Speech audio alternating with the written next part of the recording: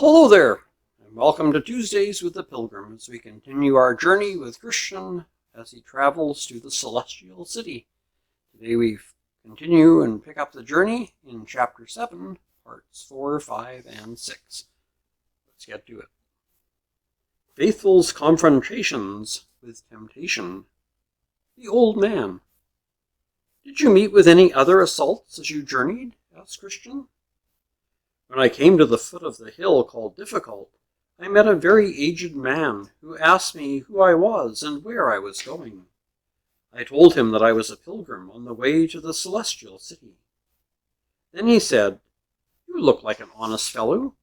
Will you be content to live with me for the wages that I will give you?" I asked him his name and where he lived. He said his name was Adam the First, and that he lived in the town of Deceit. Then I asked him what his business was, and how much he would pay me to work for him. He said that his work was enjoyment, and that his wages would be to inherit all that he had. I questioned further, asking what his house was like, and how many others were employed in his service. He told me his house was full of all the delicacies of the world, and that his servants were his own children. When I asked him how many children he had, he said he had only 3 daughters, lust of the flesh, lust of the eyes, and the pride of life, and he suggested I should marry them, if I so desired.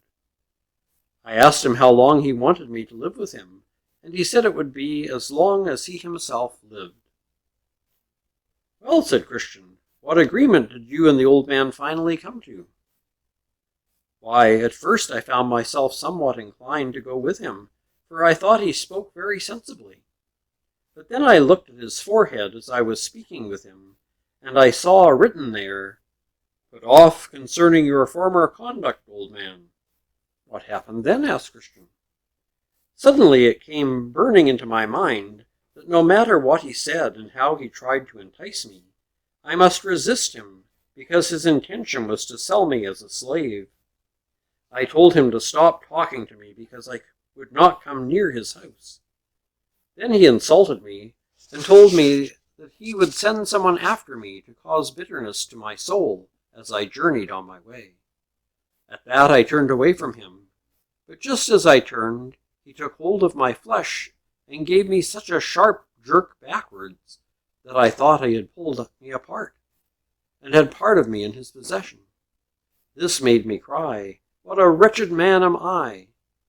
Then I went on my way up the hill. Part 5. Faithful's confrontations with temptation. Moses. When I had gotten about halfway up the hill, I looked behind me and saw someone coming after me, swift as the wind. He overtook me near where the arbor stands. "Ah, that is the place where I sat down to rest, but was overcome with sleep," said Christian. "It was there I lost my scroll." "But my good brother," continued Faithful, "hear me out. As soon as the man overtook me, after saying only one word, to my surprise, he knocked me down and knocked me out cold with one blow. When I came to, I asked him why he had treated me this way. He said that it was because of my secret inclination towards Adam the First. Then he struck me a powerful blow to my chest, and continuing to punch me, he made me stumble backwards until I again lay at his feet like one dead. When I came to again, I cried to him for mercy, but he said, 'I don't know how to show mercy.' With that he knocked me down again. He would doubtless have made an end of me, had not the one come by and ordered him to stop." Who was the one who came by and made him stop?" asked Christian. "I didn't know him at first, but as he went by I noticed the holes in his hands and his side. Then I concluded that he was our Lord. After that I went on up the hill." "That man who overpowered you was Moses. He doesn't spare anyone. He doesn't know how to show mercy to those who break his law." "Yes, I know that very well," said Faithful, "and this wasn't the first time he has confronted me. Once he approached me while I was still living happily back home. There he threatened to burn my house down with me in it if I didn't stay there. I wonder, did you see the house that stood on the top of the hill Facing the side that Moses met you on? Yes, and the lions in front of it too. But I think they were asleep since it was about noon. Because I had so much daylight left, I passed by the gatekeeper and went on down the hill. Ah, yes, said Christian.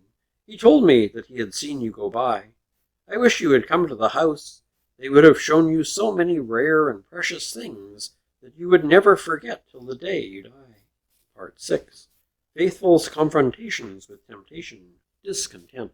But please tell me, have you met anyone else in the Valley of Humility? Yes, answered Faithful. I met someone called Discontent. He tried to persuade me to go back again with him. His reason was the valley was altogether without honor. Besides this, he told me that to go this way would offend the sensibilities of many friends, including pride, arrogance, and self-conceit, worldly glory, and others who he said he knew would be very much upset with me if I were to make such a fool of myself as to wade through this valley. Well, said Christian, how did you answer him? I told him that even though all these that he had named might claim to be my friends and relatives, and it is true because some of them are my relatives according to the flesh, since I became a pilgrim, they have already disowned me, and I have also rejected them. Therefore, they were now no more to me than if they had never been of my lineage. In addition, I told him that as to this valley, he was really misrepresenting it, because humility comes before honor, and a haughty spirit before a fall. So I said to him, I would rather go through this valley to receive what the wise count as honor than to choose what you consider most worthy of affection. And that's the end of that section. Next week we will pick up with Faithful's confrontations with temptation, and the next section is he is confronted by shame. So be sure to join us then, and until then, take care, stay safe, and God bless.